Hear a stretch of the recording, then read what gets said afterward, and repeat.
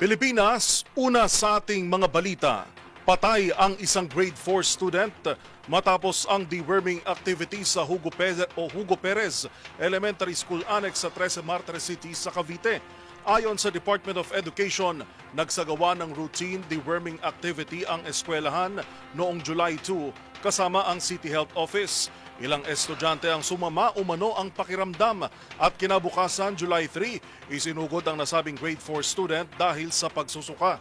Base sa inisyal na medical findings, nasawi ang bata dahil sa impeksyon na nauwi sa septic shock. Nagpahayag naman ang school administration ng pakikiramay sa pamilya ng estudyante. Tiniyak nito na magbibigay ng karampatang tulong o suporta sa mga naulila.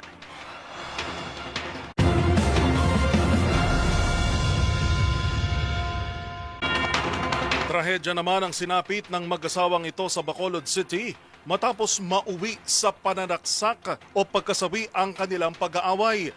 Ang mga pangyayari tinutukan ni Rex Cantong. Pawang idineklarang dinoliable sa ospital ang isang miyembro ng Philippine Army at asawa nito matapos umanong saksakin ng kanyang biyanan sa Purok Tilapia, Barangay 3, lungsod ng Bacolod. Ang Philippine Army na namatay kinilala na si alias Erwin, 29 anyos, aktibong naka-duty sa 11th Infantry Battalion ng Philippine Army.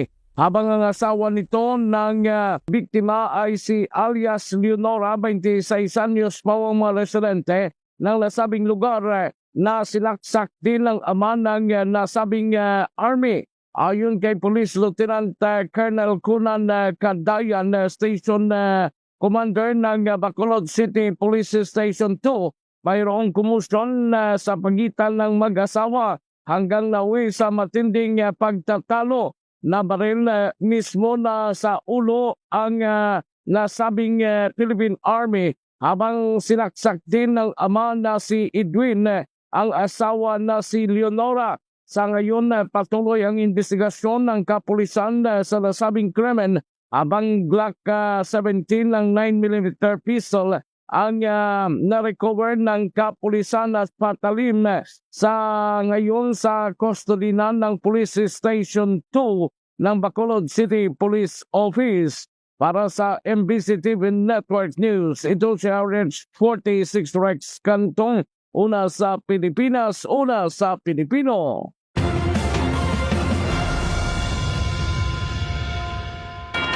Nakasuhan na ang driver ng SUV na sangkot sa hit-and-run incident sa Mandaluyong City. Lumalabas sa investigasyon na pag-aari ng isang malaking negosyante ang sasakyan at tirangka umanong daanin sa pera ang naturang issue. Naritong report ni Edniel Parosa. Isang pribadong negosyante at hindi miyembro ng Kamara o kahit sino sa gobyerno ang may-ari ng Toyota Land Cruiser na sangkot sa hit-and-run incident na ikinasawi ng isang babaeng angkas at ikinasugat ng 25 anyos na motorcycle taxi rider sa Ortigas Avenue, lungsod ng Mandaluyong nitong Hulyo 10. Kinumpirma sa DZRH News ng isang mapagkakatiwalaang source na harap ang kampo ng may-ari at sangkot na driver sa ipinatawag na pagdinig ng Land Transportation Office sa darating na Hulyo 16. Kabilang sa mga magiging sentro ng investigasyon ng ahensya ay kung bakit tinakpan ng plaka at conduction sticker ng sasakyan na masangkot ito sa naturang insidente. Nakarating kasi sa LTO ang report ng DZRH News na tinapalan ng logo ng House of Representatives ang conduction sticker na SUV habang binalot din ng dyaryo ang plaka nito bago baklasin ng mga nag-imbestigang tauhan ng PNP Forensic Group. Dito tumambad ang special plate SSS-11 na hindi umano pag-aari ng isang taga-gobyerno at sa halip pwede rin i-request na isang pribado. Sa naunang anunsyo ni LTO Chief Assistant Secretary Marcos Lacanilao, maaaring maharap sa reklamang tampering of authorized motor vehicle license plates and or third plate sticker, reckless driving at improper person to operate a motor vehicle, bukod pa sa ibang paglabag ang mga nasa likod ng nasabing sasakyan. Kasabay nito, isinailalim sa alarma ang naturang sasakyan at pinatawan din ng 70 araw na preventive suspension ang sangkot na driver. Sa update sa DZRH ni Mandaluyong City Police Chief, Police Colonel Reynan Patam, na-inquest na nila nitong Sabado ang driver sa kasong reckless imprudence resulting in homicide, physical injury and damage to property habang naratili sa kanilang kustodiya. Pero ayaw pa niyang magbigay ng pagkakakilala ng suspect dahil sa umano'y data privacy. Gayunman, kinumpirma ng hiwalay na source na 20 anyos na anak na may-ari ng SUV ang driver sa insidente. Tinangka umano nitong tumakas na makasagasa, ngunit swerteng naharang ng otoridad sa lungsod ng San Juan nang bumigay ang harapang bahagi ng kanyang sasakyan. Sabi pa ng source, sinubukang gumamit ng pamilya ng suspect ng padrino upang aregluhin ang kaso sa LTO, pero sinopla ito ng liderato ng ahensya. Nakausap na rin ng DZRH ang pamilya ng TNVS rider na nagpapagaling pa rin sa ospital dahil sa tinamong bleeding sa kanang bahagi ng utak. Kinumpirma nila na nakipag-ugnayan na sa kanila ang mga representante ng nakabangga. Pero nangangamba pa rin umano ang pamilya na makalusot sa batas at gastusin sa ospital ang naturang suspect.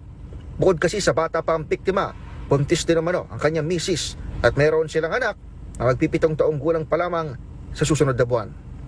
Para sa MBC TV Network News, ako si Edniel Parrosa, DZRH. Una sa Pilipinas, una sa Pilipino.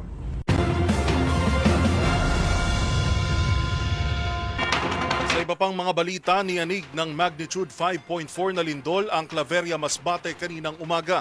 Ayon sa FIVOX, may lalim na 6 kilometro ang lindol na naramdaman sa iba't ibang bahagi ng Bicol Region at Quezon Province. Naramdaman ang intensity 3 sa Legazpi City sa Albay, Bulan, Donsol, Huban, Magallanes at Sorsogon City sa Sorsogon. Kasalukuyang naitatala ng FIVOX ang may hinang aftershocks. Samantala, naobserbahan din kaninang umaga ang pagdaloy ng lava dulot ng effusive eruption sa pagitan ng alas 6:31 at alas 6:46 ng umaga. Sinundan niya ng maikling pagbubuga ng lava bandang alas 9 na nagdulot ng pagbubuga ng abo. Nananatili sa Alert Level 3 ang Bulkang Mayon na patuloy ang pag-aalboroto sa ika-189 na araw.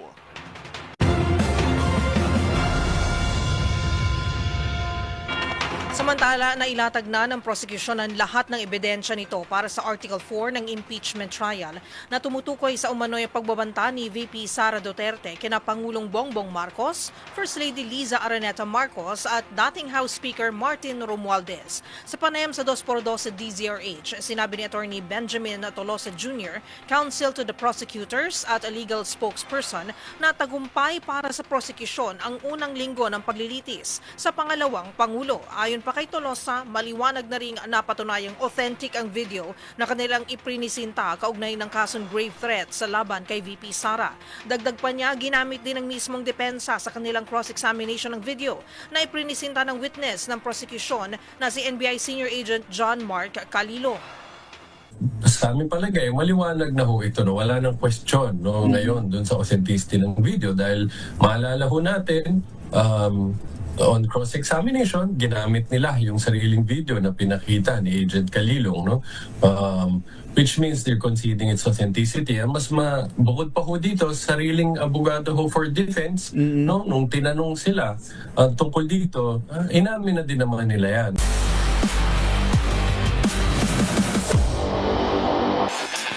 Sa mundo ng tennis, balik Pilipinas si Filipina tennis ace Alex Ayala matapos ang kanyang makasaysayang kampanya sa Wimbledon.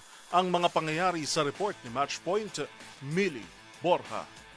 Nagbalik sa Pilipinas si Filipina tennis star Alex Ayala matapos ang kanyang makasaysayang kampanya sa Wimbledon bago muling sumabak sa hard court season bilang paghahanda para sa US Open. Dumating ang 21-year-old tennis ace sa Ninoy Aquino International Airport o NAIA noong linggo kung saan siya ay sinalubong ng mga opisyal mula sa Philippine Olympic Committee, Philippine Sports Commission at Philippine Tennis Association. Mananatili si Ayala sa Pilipinas sa loob ng ilang araw para sa nakahandang homecoming activities, kabilang ang media engagements at meet and greet sa kanyang mga taga-suporta bago muling bumalik sa international tour. Sa Wimbledon, naging kauna-unahang Pilipino na umabot sa round of 16 ng singles competition si Ayala, kabilang sa kanyang kampanyang panalo laban sa defending champion na si Iga Swiatek sa ikatlong round bago siya napigilan ni Jasmine Paulini sa round of 16. Pagkatapos ng kanyang maikling pagbisita sa Pilipinas, muling sasabak si Ayala sa WTA 1000 National Bank Open sa Canada sa susunod na buwan bago lumahok sa US Open, ang huling Grand Slam tour ng taon. Para sa MBC TV Network News, ito si Millie Borja ng DZRH TV,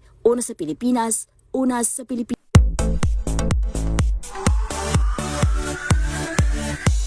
Sa mundo ng showbiz, isang kwento ng katapatan ang ibinida ng aktor na si Epi Quezon. Ito'y matapos ibalik ng TNVS driver ang naiwan niyang cellphone. Naritong report ni Showbiz Angel. Pinuri at pinasalamatan ng aktor na si Epi Quizon ang katapatan ng isang TNVS driver na nagsauli ng kanyang naiwang cellphone. Kinilalang si June Diaz, ang driver ng naturang ride-hailing application. Kwento ni Epi, mula nang nakababa sa sasakyan, halos 3 oras na raw ang nakalipas nang napansin niyang nawawala ang gadget. Nagkataon namang tinatawagan ito ng kanyang misis at anak at doon nga'y sinagot na ito ni Mang June. Ang tapat na driver sa kagustuhang maibalik ang kanyang gamit, pinili raw pala talagang manatili sa area kung saan siya ibinaba. Sa huli, ka nga ni Epi, ang mga ganitong klase ng katapatan deserve to be celebrated. Faith and humanity restored. Samantala, kasunod naman ang naturang post, binigyang pugay at inalala ng aktor ang iniwang legasiya sa industriya ng amang si Dolphy, kasabay ng 14th death anniversary na nag-iisang Comedy King.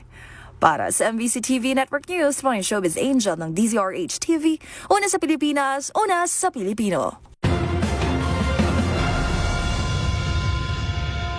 Balikan natin ang report ni Giselle Ricafort kung saan pinakakasuhan si dating Ateneo Blue Eagles head coach Tab Baldwin at 11 iba pa.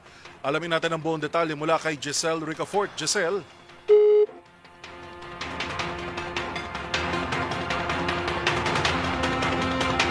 Alright, babalikan na lang natin ang mga detalye ng balitang yan na kaugnay pa rin sa pagkamatay. Update ho ito dahil natapos na ng NBI yung investigasyon at ang bola ay inihain na ngayon sa Department of Justice.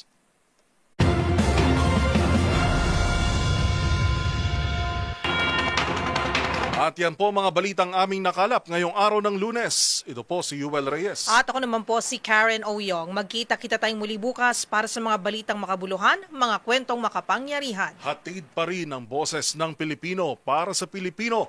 Ito po ang MBC TV Network News. Una sa Pilipinas, una sa Pilipino.